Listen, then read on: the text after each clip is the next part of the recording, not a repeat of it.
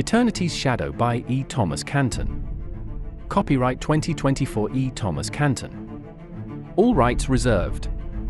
No part of this book may be reproduced or transmitted in any form or by any means, electronic or mechanical, including photocopy, recording, or by any information storage and retrieval system, without written consent from the publisher. Credits. Voices by MURF.com. Sound effects from www.freesoundslibrary.com. And additional sound effects from www.zapsplat.com and pixabay.com. Music by www.zapsplat.com and IB Audio.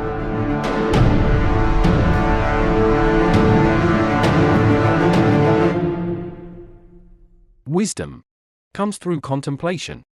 Experience comes through the journey. Courage comes through conviction. Brooke Adams, Octavia Wilde. Once in, we both searched the sky, but could see no sign of the cloud. My chest ached as I drew each breath in and out, slower and slower. I sat, allowing the dew from the ferns to caress my face and trickle down my neck. Despite the warm rain floating down, the sounds of insects buzzed in our ears. I leaned against the tree, looked to my side at the door that saved us. It looked so surreal. A door standing by itself in the middle of what appeared to be a primeval conifer forest. All around me swirled an organic canvas of flowing greens and browns, accentuated by sharp bursts of colors that would make Van Hoss China blue eyes green with envy. I watched as small mammals made their way over to examine the door. They appeared almost like a cross between a small bear cub and a gopher. I couldn't look anywhere without seeing those small creatures sniffing the air. They would gaze in our direction, then lose interest. Either they didn't recognize our scent or felt we weren't a threat, and so they carried on as they did before. Above us, I could hear birds chirping among the treetops. Brooke slid down beside me, lost in thought. I sat, waiting for the inevitable approach of the blackness. One full day had passed since I'd eaten or slept, and I wondered if Brooke suffered from the same exhaustion and hunger that I felt.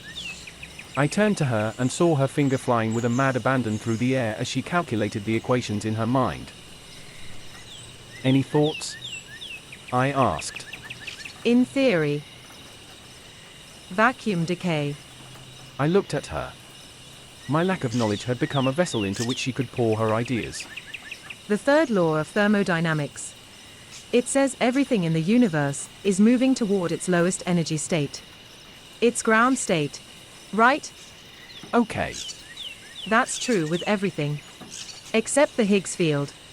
The Higgs field remains at a state of 126 GeV. That's its ground state. But in theory, it could go into an even lower energy state, the ultra-dense Higgs field. If, in fact, a Higgs particle fell into this lower state, in theory, it would take the entire Higgs field with it. That's bad, right? The Higgs field gives particles mass. Mass allows particles to interact to form matter. With no Higgs field, matter can't form. That singular point where the Higgs field stopped existing would form a bubble. That bubble would expand at the speed of light, annihilating all matter in existence. I think that's what the cloud is. I think it's actually the bubble. You think that's how Brexus did it? I asked. I don't know. It's the only thing that makes sense. But how she's creating the quantum tunneling effect is beyond me. Quantum tunneling? It's the only way to force a Higgs particle into its lower ground state. I mean, she'd need enormous energy that she would have to focus with pinpoint precision. If she's focusing the energy from the nexus, how is she doing it? She doesn't carry equipment with her. Are they implants? If so, how did she create electronics so miniature that would allow that much power to pass through them? All without destroying the biological tissue surrounding them. It's impossible. They might not be implants, I said out loud. This intrigued Brooke. Then how is she creating the cloud? She has to be channeling the power of the nexus somehow. It's the only power source large enough. There's an old story on our Earth about an artist who hired a neophyte to assist him.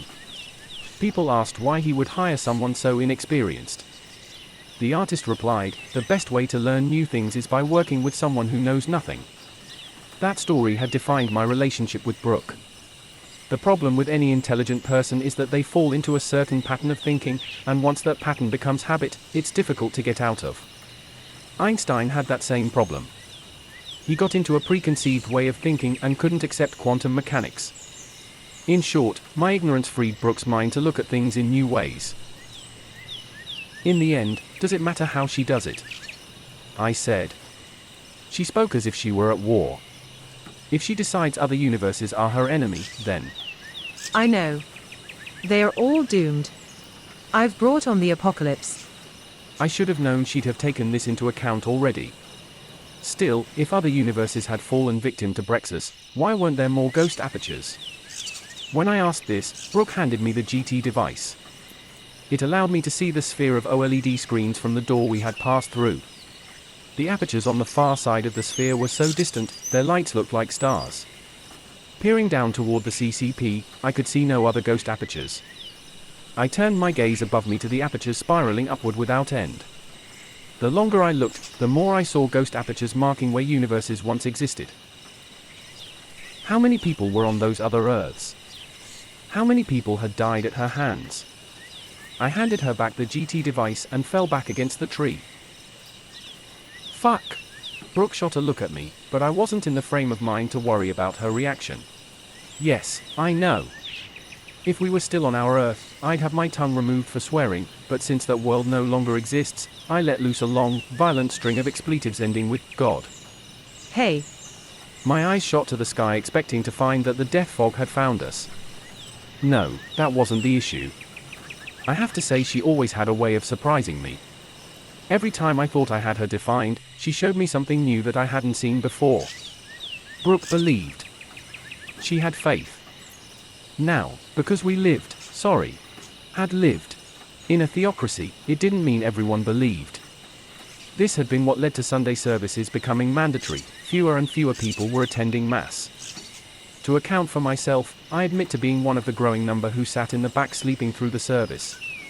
Of course, when it came time for hymns, I only mouthed the words, as did many of those around me. Because of this, believers called people like me mouthers. Brooke would stay awake during the sermon and listen to it. Can you imagine? From my point of view, and ignoring her insistence on mashing words together to form new annoyances, this remained her only true fault. She believed. Why someone of Brooke's intelligence would believe in such nonsense, I'll never understand. I realized I'd gone as far as I could without starting an argument. Sorry, I said as I sighed. I wasn't interested in fighting. Only inventing. She smiled. I think she understood why I needed to have an outburst. Moments passed in silence. I have to stop her. She said. But how do you stop something that powerful, that intelligent?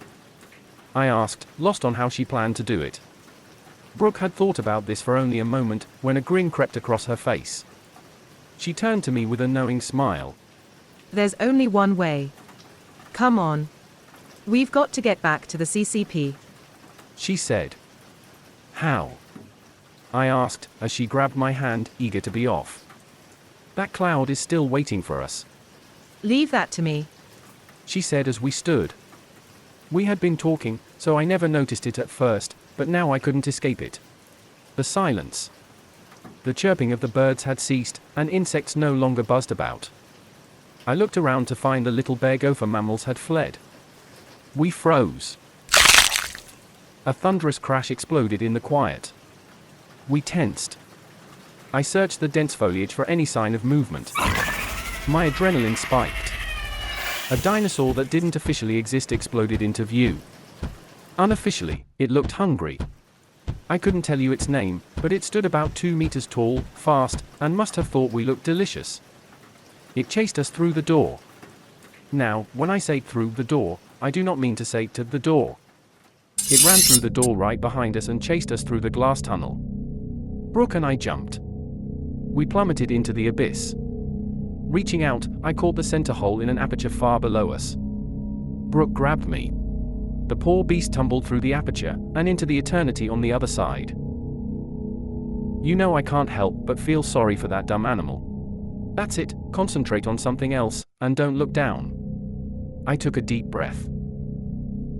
Splattering on a surface somewhere seems an ugly way to die, I said. Well, if it makes you feel better, I don't think there's a bottom to splatter on. There's an eternal nothing below us.